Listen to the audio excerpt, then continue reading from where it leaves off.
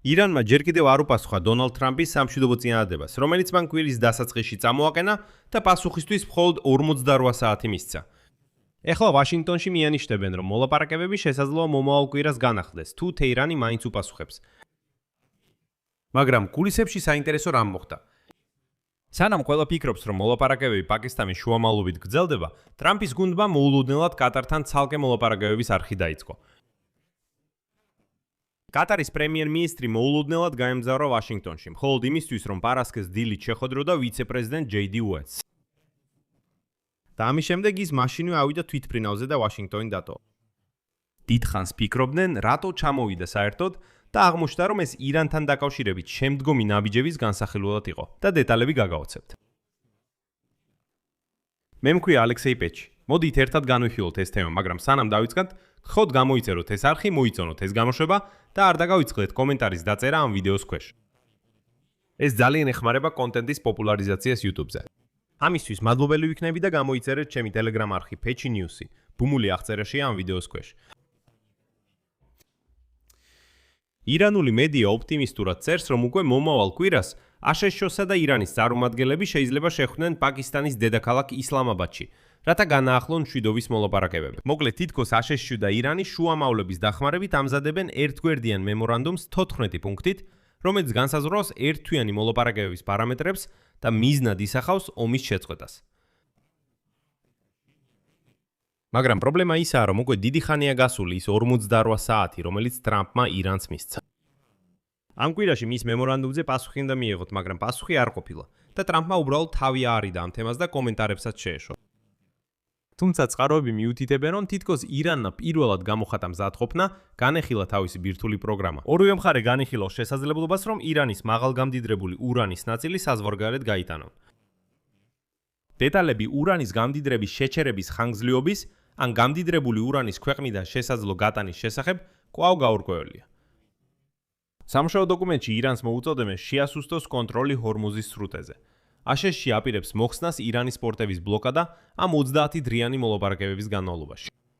თუ მოლაპარაკებები წარმატებით წარიმართება, ერთთვიანი ვადა შეიძლება ორმხრივი შეთანხმებით გახანგრძლივდეს. მაგრამ არსებობს კიდევ უფრო თვალსაჩინო სიგნალი იმისა, რომ აშშ მშვიდობის მიღწევის ახალ გზებს ეძებს. ირანის პასუხის მოლოდინში, ომის შეწყვეტის შეთანხმების პროექტზე, აშშ-ის ვიცე-პრეზიდენტი ჯეიდი ვენსი პარასკევს შეხვდა კატარის პრემიერ-მინისტრ შეიხ მოჰამედ ბინ აბდურაჰმან ალ-თანის. მნიშვნელოვანია, რომ კატარის პრემიერ-მინისტრი ვაშინგტონში მხოლოდ ჯეიდი ვენსთან შესახვედრად ჩავიდა და ამ შეხვედრის დასრულებისთანავე ის სამშობლოში დაბრუნდა. აქ მნიშვნელოვანია აღინიშნოს, რომ დღეს უკვე შაბათის საღამოა, ხოლო აშშ-ის პრეზიდენტმა ტრამპმა და სახელმწიფო მდივანმა მარკ რუბიომ ჟურნალისტებს პარასკევს განაცხადეს, რომ ირანისგან პასუხს პარასკევის ბოლომდე ელოდნენ. ციტატა რუბიოსგან. ნახოთ როგორი იქნება მათი პასუხი. იმედი მაქვს ეს სერიოზული მოლაპარაკებების პროცესის დასაწყისი იქნება. იმედი მაქვს ეს სერიოზული წინადადება იქნება. ძალიან ვიმედოვნე. მაგრამ პასუხი არ ყოფილა. და ეხლა საინტერესო დეტალები ირკვევა. აღმოჩნდა, რომ კიდევ რამდენიმე კვირის წინ კატარელებმა თავიანთი გულისებს მიღმა შუამავლური ძალისხმევა განაახლეს. კატარელები ერთ-ერთ არაოფიციალურ არხად გამოდიან, სულ მცირე სამიდან, რომელიც აშშ-ს და ირანს შორის კავშირს უზრუნავყოფს. კერძოდ კატარელები იყენებენ თავიანთ კავშირებს ისლამური რევოლუციის გუშაკთა კორპუსის მაღალი რანგის გენერლებთან, რომლებიც მონაწილეობენ ირანის გადაწყვეტილებების მიღებაში აშშ-სთან მოლაპარაკებების დროს. მნიშვნელოვანია, რომ კატარის მხარე მაინც კოორდინაციას უწევს თავის ძალისხმევას პაკისტანის შუამავლებთან. მაგრამ ამ ისტორიაში ცუდი სიგნალიც არის. გახსენებთ, რომ კატარის წარმომადგენლები მონაწილეობდნენ შუამავლობაში აშშ-სა და ირანს შორის მოლაპარაკებების დროს 2025 წლის ივნისის ომამდე და ამჟამინდელი კონფლიქტის დაწყებამდე. შედეგად ომი 2026 წელს განახლდა. ამჟამინდელი ომის დროს ირანმა კვლავ შეუტია კატარს რაკეტებითა და უპილოტო აპარატებით. და ამერიკელი ოფიციალური პირების თქმით, კატარმა ჩამოაგდო ირანის გამანადგურებლები და უპასუხა ირანულ სამიზნეებზე საკუთარი დარტყმებით. და აქ საინტერესო ინფორმაციას გვაწვდის აქსიოსი. რეგიონალური წყაროს ინფორმაციით ცოტა ხნის წინ კატარელებმა განაცხადეს აშშ-თვის, რომ ირანული თავდასხმების გამო ისინი აღარ გააგრძელებენ შუამავლობას. აშშ-ს ზეწოლა მოახდინა კატარელებზე, რათა მანიახლებინათ შუამავლური ძალისხმევა. წყაროების თქმით, პრეზიდენტმა ტრამპმა ეს საკითხი ემირ შეიხ თამიმ ალ-თანისთან საუბარშიც კი დააყენა. შედეგად ყატარის საგარეო საქმეთა სამინისტრომ დღეს ვენსისა და ალთანის შეხვედრის შემდეგ განაცხადა, ციტატა: შეხვედრის დროს პრემიერ-მინისტრმა ხაზგასმით აღნიშნა, რომ აუცილებელია ყველა მხარემ პოზიტიურად უპასუხოს მიმდინარე შუამავლურ ძალისხმევას.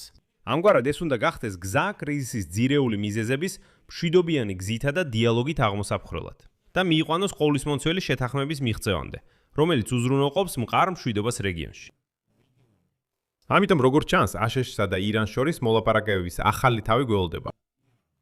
აქ სამწებდილ დავსვამ და მაშინვე ვიტყვი ამ YouTube არხის უკრაინულენოვანი აუდიტორიისთვის, რომ მე მაქვს ახალი YouTube არხი, სადაც ყოველ საღამოს გამოდის დღის შეჯამება მხოლოდ უკრაინულ ენაზე და უკრაინულ თემატიკაზე ფოკუსით. ამიტომ თუ თქვენ მაინც ამჯობინებთ სიახლეების მოსმენას უფრო უკრაინულ ენაზე, ამ ვიდეოს აღწერაში დავტოვებ ბუმულს ახალ YouTube არხზე ოლექსი პიჩის და პიცცუნკის. გამოიწერეთ და დაუჭირეთ მხარი ახალ YouTube არხს. გარდა ამისა, დაწერეთ თქვენი კომენტარები, გამოიწერეთ არხი, დააწექით ზარს და არ დაგავიწყდეთ ლაიქის დაჭერა. თუ გსურთ ამ YouTube არხის მუშაობის მხარდაჭერა, ეს შეგიძლიათ გააკეთოთ ნებისმიერი შემოწირულობით, ბულებით და რეკვიზიტებით, რომლებიც მითითებულია ამ ვიდეოს აღწერაში, ან თქვენს ეკრანებზე არსებულ QR კოდით. ამით დასრულდა. იზრუნეთ საკუთარ თავზე.